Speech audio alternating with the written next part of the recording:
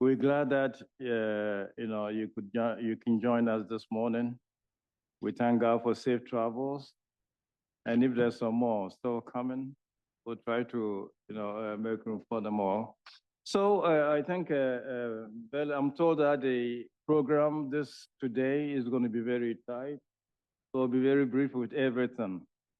Several of you, I imagine, have been here before, so know the academy.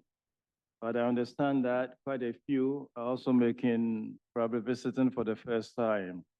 So I'll quickly present the academy and then go on to do my own introduction. The two institutions over here are like an older brother and a younger sister.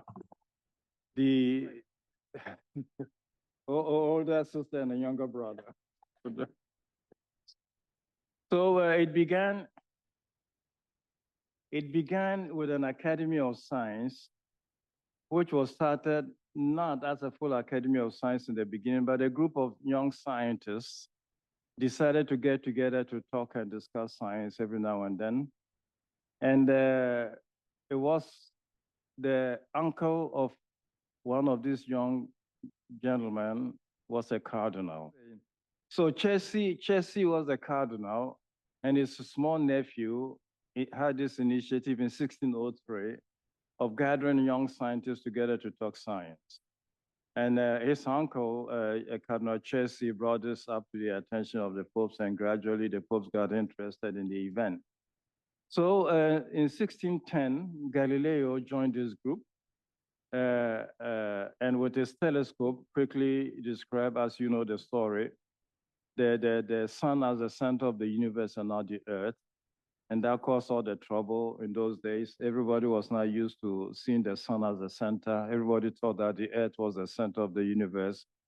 Gradually, Pope Pius IX warmed up to the idea and brought Galileo back into the group of scientists, and so started moving on.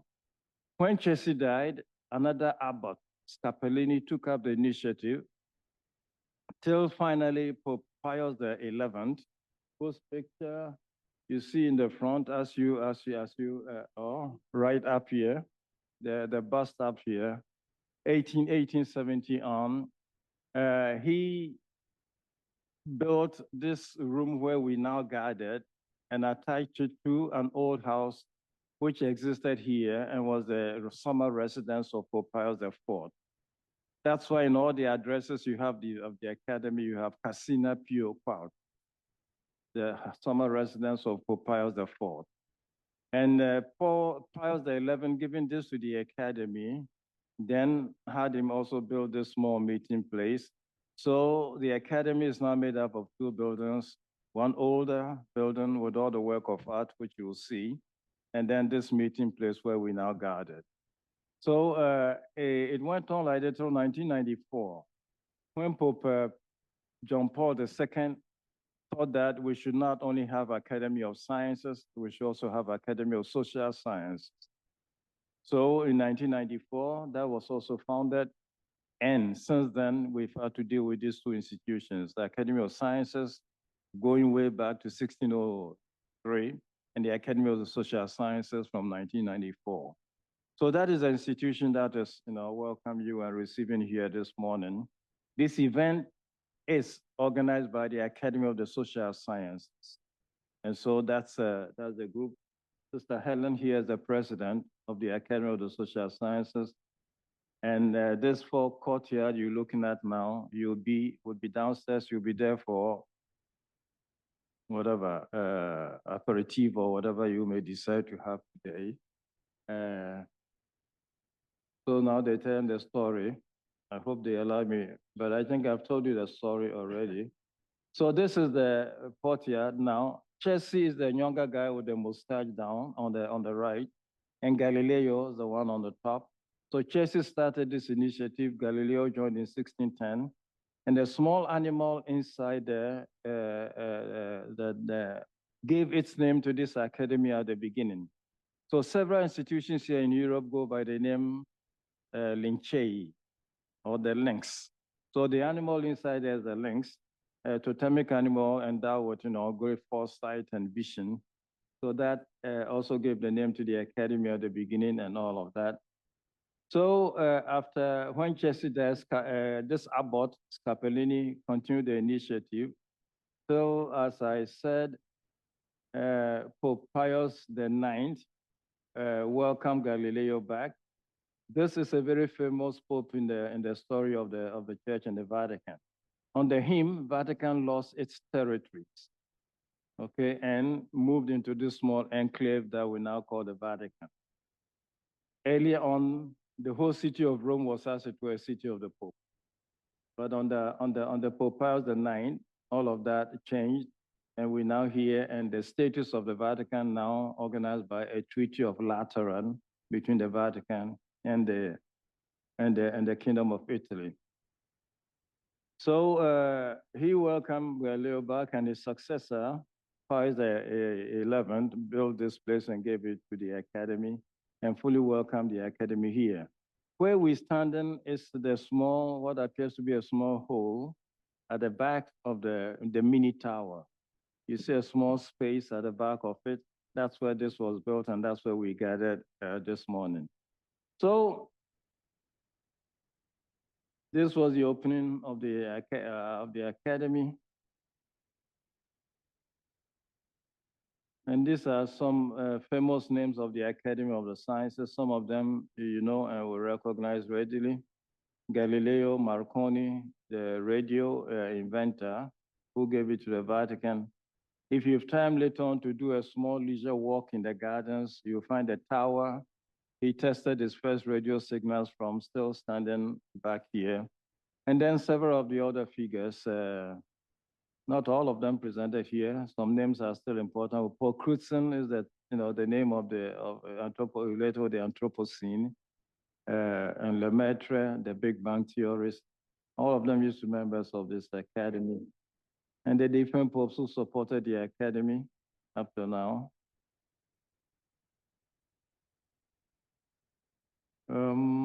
So we fast track, if we can fast track.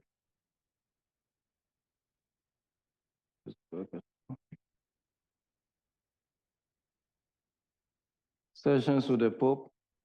The big moment was when Hawkins was brought here, and Pope Paul VI decided to give him a medal up on the left.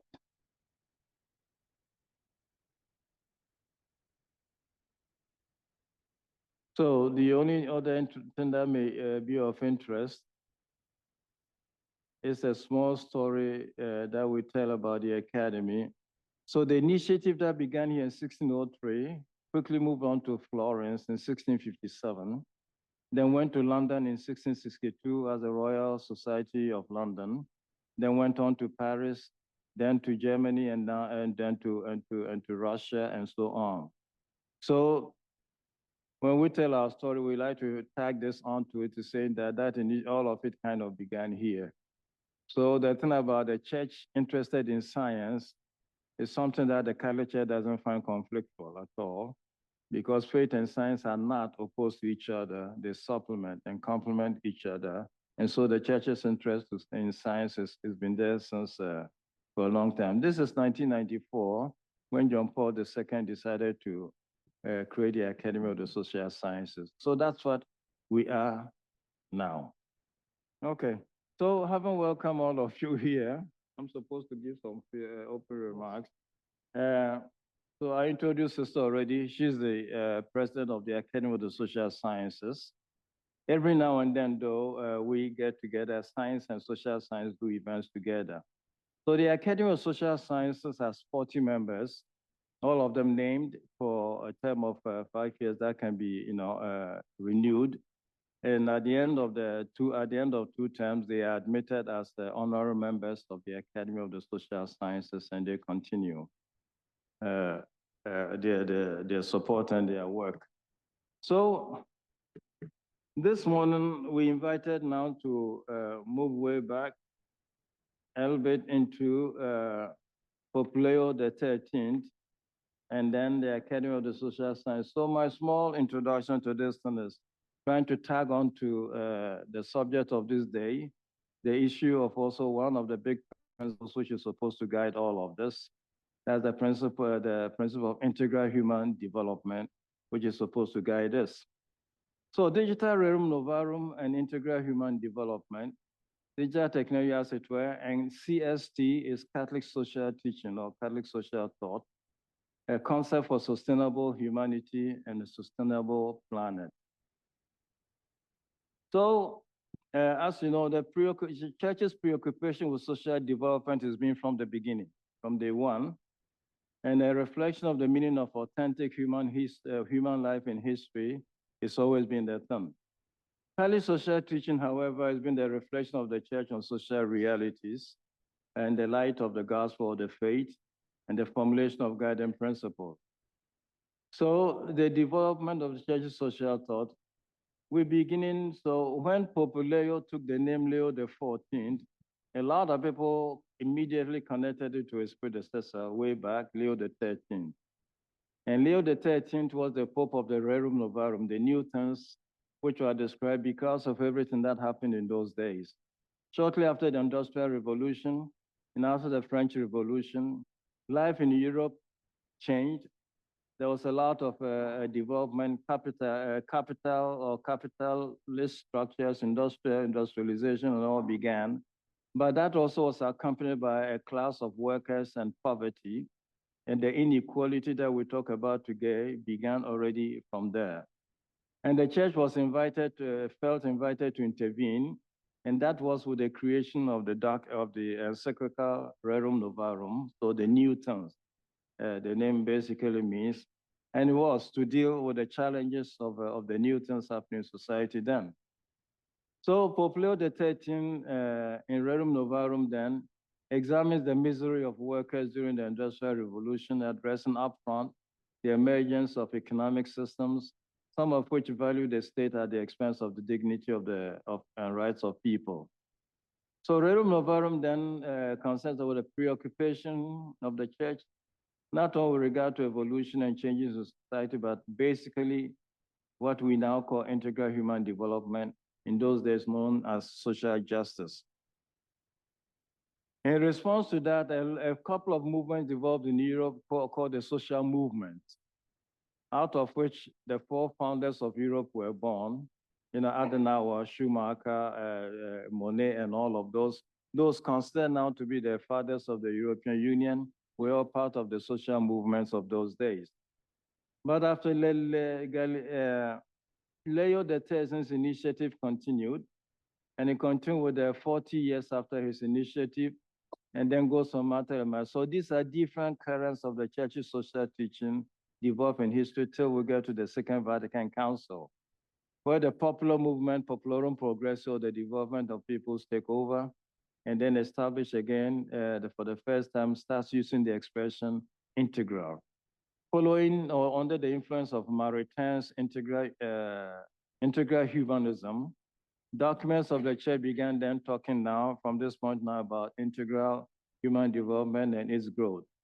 That continued with Pope Paul VI in Popularum Progressio, still further, Octodecimal Advenience, and then came finally to Big Pope John Paul II with his Laborant Exercens and the central big document that talks about integral human development in the Sollicitude Rei Socialis, and the final Centesimus Annus.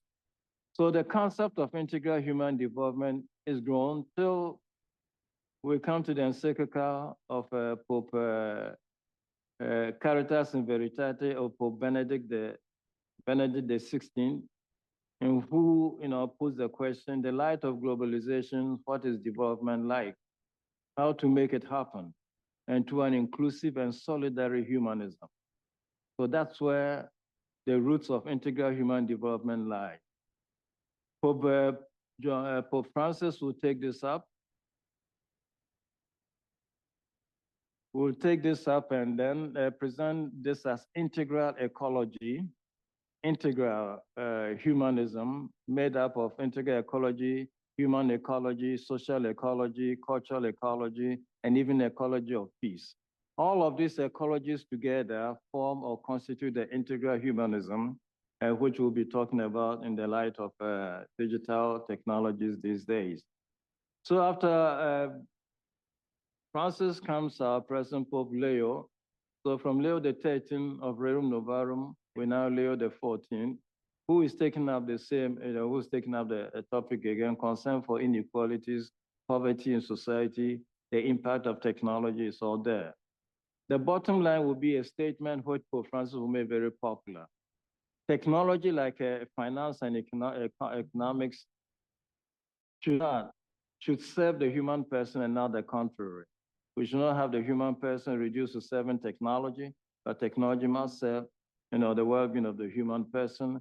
And that's what Pope Leo XIII will begin and his recent encyclical exhortation brings up this issue. So we'll conclude with these words of Pope Leo XIV. Together with its extraordinary potential to benefit the human family, the rapid development of AI also raises deeper questions. This is a quote for Pope Francis, which Leo is taking up. And then Leo will tag on to this, the concluding part. So that being the case, ultimately the benefit of or risk of AI must be evaluated precisely according to a superior ethical criterion. And the ethical criterion, which is written below that, but does not show, is the ethical criterion of judging the well-being of the human person in all situations and under all conditions. So with this then, I'd like to welcome you again to your work that will occupy you here these next 2 days, and trust that you do have an enjoyable experience over here, enriching, and for us who are novices in AI, a very rich learning session. So thank you all, and thanks for coming.